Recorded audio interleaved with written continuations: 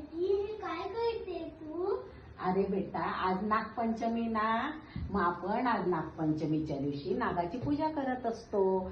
मग शेतकरी त्याच्या शेतामध्ये असं नागाची पूजा करतात. मग त्यात वारुळ असतं. मग वारुळात आपण काय घेऊन जातो? हे बघ, नागोबाला आपण दूध नेतो, नंतर लाहीचा नैवेद्य नेतो, नंतर ही भगर असते ना, ही घेतो आणि याचा आपण त्याला नैवेद्य दाखवत असतो. असं हे नागपंचमीच्या दिवशी आपण करत असतो. मग या दिवशी काय करता तर आपण भाज्या चिरायच्या नाही, ताव्यावर काही करायचं नसतं, असं आपण करतो. मग मी तुला एक गोष्ट सांगू का नागोबाची? मग इथे उभी राहा. की नाही, एक ब्राह्मण होता, त्याला 5 सुना होत्या. तर त्या सुना रोज कोणी कुठे माहेरी गेलं, कोणी आजोळी गेलं, कोणी मामाकडे गेलं, कोणी मावशीकडे गेलं. त्यातली एक सून होती, तिला कुठे जायलाच मिळालं नाही. मग तिने काय केलं, मनामध्ये भगवान नागराजांची प्रार्थना केली आणि तिने सांगितलं की भगवंता, मला माहेर बनव, तू मला घेऊन चल. मग त्याने काय केलं, नागाने मनुष्याचा वेश घेतला आणि तो तिला घेऊन माहेरी गेला, म्हणजे त्याच्या घरी गेला. मग त्याच्या घरी गेल्यानंतर त्याने काय केलं की तिला घरी नेलं. घरी नेल्यानंतर मग ती छान राहिली. पण एक दिवस काय झालं, नागोबाची जी बायको होती ना, ती बाळंतीण झाली, म्हणजे त्यांच्याकडे छोटे छोटे पिल्ल आले आणि हिला असं त्यांनी असं दिवा धरायला सांगितला.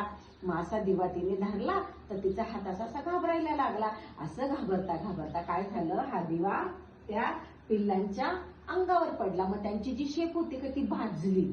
मग नागिन रागवली. मग नागिन म्हटली नागोबाला की तुम्ही हिला ताबडतोब हिच्या घरी पोहोचवा. मग नागाने काय केलं, परत मनुष्य देखरा म्हणजे मनुष्याचं रूप घेतलं आणि तो तिथं गेला आणि त्याने छानपैकी हिला खूप धन द्रव्य खूप दिलं आणि सगळं घेऊन तो तिला तिच्या त्या ब्राह्मणाच्या घरी तिला पोहोचवून आला.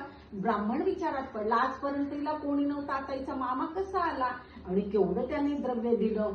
मग तिचे लाड व्हायला लागले. मग त्याच्यानंतर त्याने काय केलं, माझे खूप दिवस गेले, तिचे ते छोटे छोटे भाऊ होते ते मोठे झाले आणि मग एके दिवशी त्यांनी काय विचारलं त्यांच्या आईला की आई, आमची शेप कशाने एवढी जळाली, आमची शेप का तुटली? माईने सांगितलं की अरे बाबांनो, तुमची ताई आलेली होती, ताईकडनं चुकून दिव्याचा धक्का लागला तर तुमची शेप जळाली. त्यांना खूप राग आला. मग त्यांनी काय केलं, रागामध्येच सरसर सरसर सरसर करत ते बहिणीच्या घरी गेले. पण तिथे ती बहीण काय करत होती तर तिने असं सुंदर नागाचं चित्र काढलेलं होतं, त्याची ती पूजा करत होती, त्याला असा नैवेद्य दाखवत होती आणि हे सगळं तिने तिथे ठेवलं आणि तिने सांगितलं की जय देवा, लांडोबा, कोंडोबा, जिथे माझे भाऊ असतील तिथं ते सुखी असो, असं म्हणून तिने हे तांदूळ हे घेतलं आणि त्या नागांच्या अंगावर टाकून दिलं आणि हे असं दूध ठेवून दिलं. असं हा सगळा नैवेद्य तिने ठेवून दिला. त्या नैवेद्याला तिने असं हे पाणी घेतलं आणि असं पूर्ण पाणी फिरवलं आणि छानपैकी प्रार्थना केली. पण हे सगळं कोण पाहत होतं, तिचे जे छोटे छोटे भाऊ होते ना, त्यांनी बघितलं सगळं. ते खूप खुश झाले आणि मग त्यांनी सांगितलं की अरे, आपल्या दीदीने आपल्यासाठी एवढं केलं, मग आपण काय करायचं? मग त्यांनी रात्रीतनं दूध प्यायले, पाणी प्यायले, सगळं खाल्लं आणि खूप खुश झाले. तिथे रात्रभर राहिले आणि मग ते दुसऱ्या दिवशी जाताना तिला जाताना त्यांनी असा नवरत्नाचा हार दिला, नवरत्नांचा हार देऊन आणि ते तिला आशीर्वाद देऊन ते तिथून निघून गेले. म्हणून आपण सर्वजण नागपंचमी साजरी करत असतो. असं हॅपी नागपंचमी.